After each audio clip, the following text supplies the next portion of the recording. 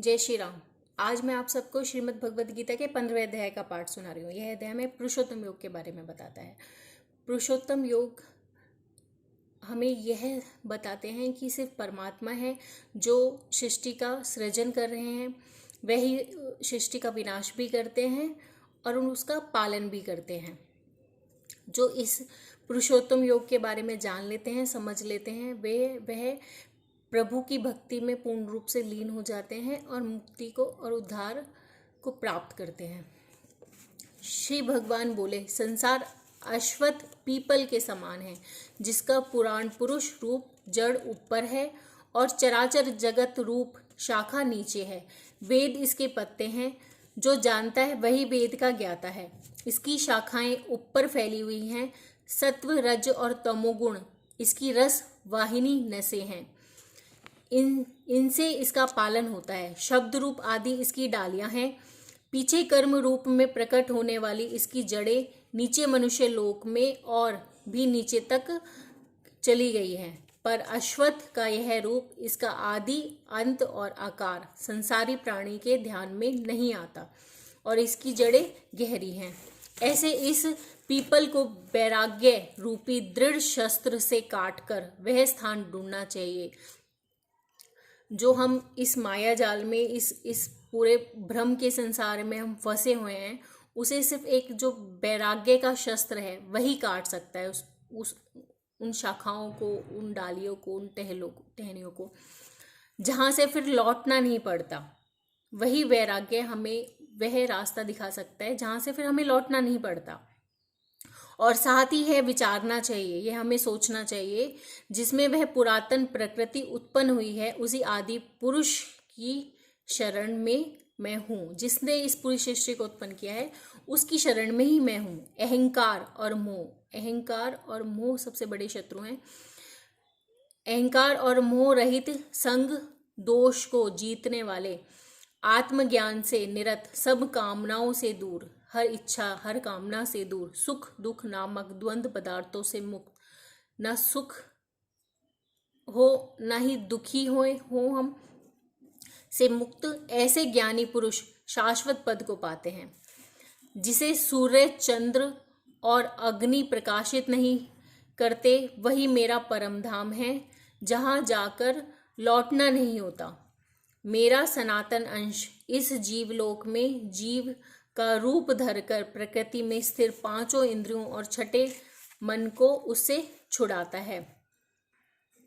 जो मेरा सनातन अंश है, परमात्मा का जो सनातन हमारे अंदर भगवान की जो भक्ति है उनका अंश है, जो हम उनका ध्यान करते हैं, उनके व्रत करते हैं, उनके पूजा करते हैं, जो हम जो पूजा पाठ से अच्छा वातावरण क्रिएट होता है, पैदा होता है हमारे घर में, मंदिर जाते हैं वहाँ से, तो वो जीव के अंदर प्रकृति में से जो हमारी पांचों इंद्रियां, छठे मन को जो हमें भ्रमित करते हैं बार बार, उससे हमें वो छुड़ाता है। उससे वो हमारे परमात्मा का नाम, हमारा ध्यान, हमारी पूजा पाठ, हमारी भक्ति उसे हमें बाहर लेकर आती है।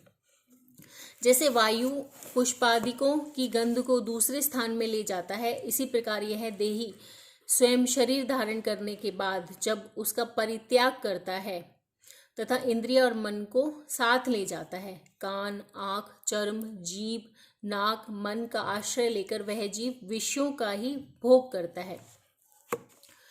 एक देह से दूसरी देह में जाते समय अथवा एक देह में रहते समय अथवा इंद्रियों से युक्त हो विषयों को उपभोग करते हुए इसको मूर्ख देख नहीं सकते, किंतु जिनके ज्ञान रूप नेत्र हैं वह देखते हैं। यत्न करने से भी योगी जन देख सकते हैं। केवल यत्न करने के द्वारा ही, प्रयत्न करके ही देखा जा सकता है, परंतु अज्ञानी यत्न करने पर भी इसे नहीं देख पाते। जो तेज सूर्य, चंद्रमा और अग्नि में वर्तमान है और जगत को प्रकाशित करता है, वह तेज भी उन्हें तप के द्वारा ही, भक्ति के द्वारा, तप के द्वारा प्राप्त हुआ है। उसे मेरा ही तेज मानो, वह परमात्मा का ही तेज है और मैं ही पृथ्वी में प्रवेश कर अपने तेज से समस्त भूतों को धारण करता हूँ और इनमें भरा हुआ चंद्रमा बनकर मैं ही सब औषधियों का पोषण करता हूँ। मैं जट धारिणी होकर प्राणियों के देह में प्रविष्ट हूँ और प्राणवायु अपान वायु से संयुक्त होकर चारों प्रकार भक्ष्य, भोज्य, चौक्षय और लेह से भोजन किए हुए प्राणियों के अन्न को पचाता हूँ। परमात्मा ही हम जो भोजन करते हैं हमारे भोजन को पचाते हैं। संपूर्ण भूतों के हृदय कमल में निवास करता हूँ। मुझसे ही स्मृति, ज्ञान और उसका नाश होता है। मुझसे ही प्रभु ही हैं जो सृजन करते हैं, ज्ञान देते हैं और उनका नाश करते हैं। सब वेदों में जानने योग्य मैं ही हूँ। वेदांत का कर्ता और वेदों का ज्ञाता मैं ही हूँ। इस संसार में शर और अशर ये दो पुरुष हैं। जितने नाशवान प्राणी हैं वे शर कहलाते हैं। जितने भी नाशवान जो प्राणी होते हैं उन्हें शर कहते हैं। और उसमें कूटस्थ अर्थात शैल शिखर के भांति स्थिर जो चैतन्य है उसे अक्षर कहते हैं। किंतु उत्तम पुरुष परमात्मा विकार रहित, सर्वनियंता, बंधन मुक्त, नित्य रूप, तीनों लोकों में प्रविष्ट, धारण पोषण करता है, वह इन दोनों से अलग है। मैं शर और अशर से उत्कृष्ट हूँ। इसी कारण से लोक और वेद में पुरुषोत्तम नाम से विख्यात हूँ। हे भारत, जो ज्ञानी जन इस प्रकार से मुझको पुरुषोत्तम जानता है वह सब कुछ जानता है और सर्वतोभावेन मेरा ही स्मरण करता है। हे भारत, शास्त्र के गुह्य भेद को जो मैंने कहा है जानकर बुद्धिमान पुरुष कृत्य होता है। यह पाठ समाप्त हुआ। जय श्री राम। आप सब प्रसन्न रहें, खुश रहें, आप पर प्रभु की कृपा बनी रहे, स्वस्थ रहें। जय श्री राम।